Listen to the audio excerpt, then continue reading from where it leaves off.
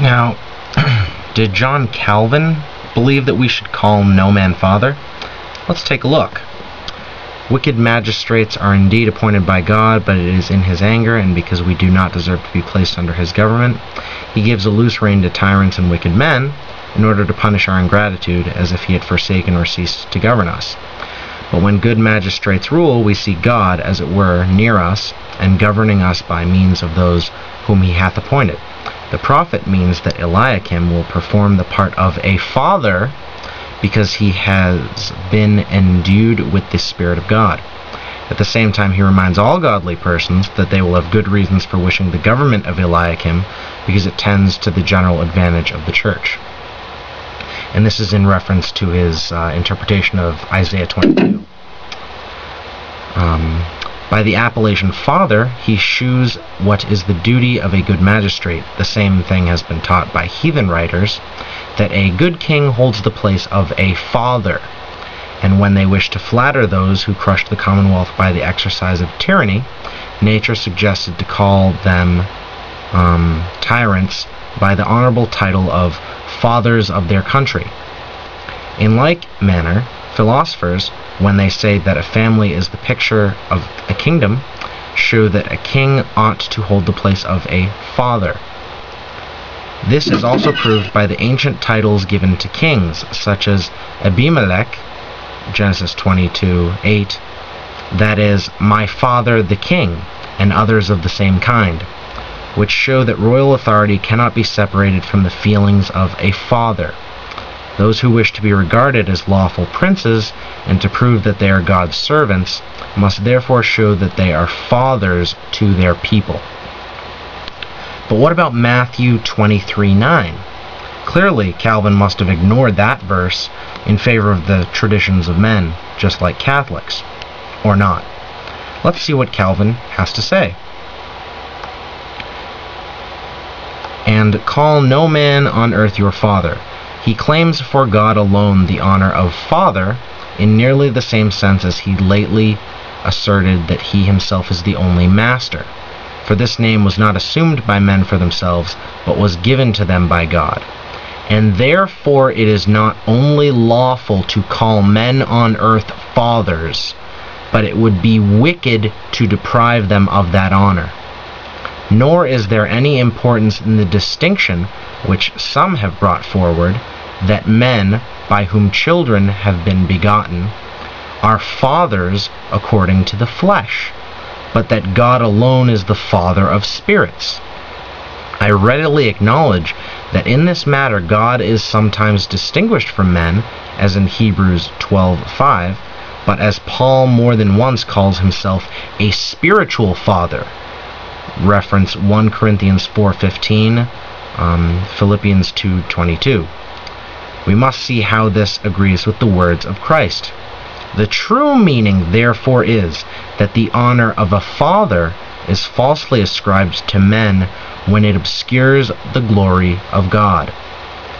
Now this is done whenever a mortal man, viewed apart from God, is accounted a father, since all the degrees of relationship depend on God alone through Christ, and are held together in such a manner that, strictly speaking, God alone is the Father of all. And this is from Calvin's Commentaries, Volume 33, Matthew, Mark, and Luke, Part 3. I could hardly make this argument better.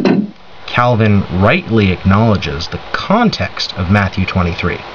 Jesus is effectively using hyperbole in order to emphasize that one must not forget or try to replace the role of God as spiritual Father of all, as he saw the Pharisees and Sadducees doing. They were supplanting God's role of Father and Christ's role as teacher and master, not realizing that their particular roles were from the Father and from Christ, such as made evidently clear in Hebrews 12:9. Besides this, we have had our earthly fathers to discipline us, and we respected them. Should we not then submit all the more to the Father of spirits and live? So we see how God's fatherhood in this chapter is related to earthly fatherhood.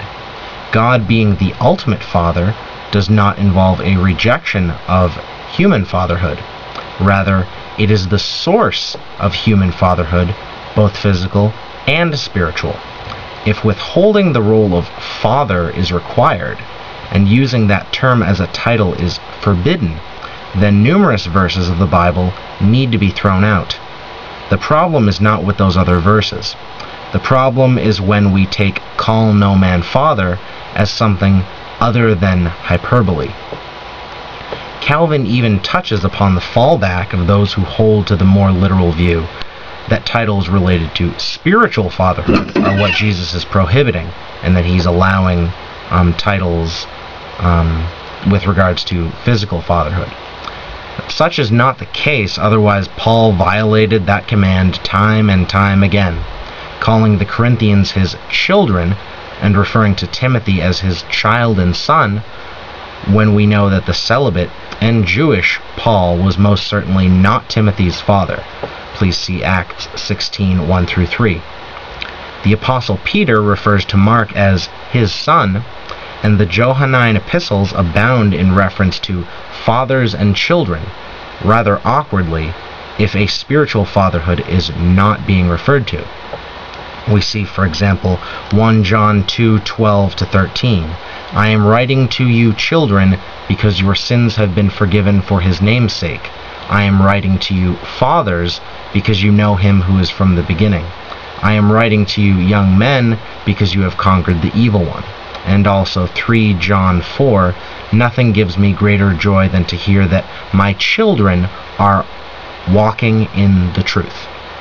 It's likely that John was referring to his spiritual children, as well as to fellow spiritual fathers, fellow priests.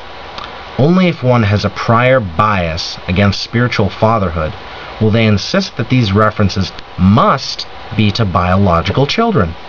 We already know Paul used the same kind of terminology in his letters, so there is already a biblical precedent for how the Johannine author speaks.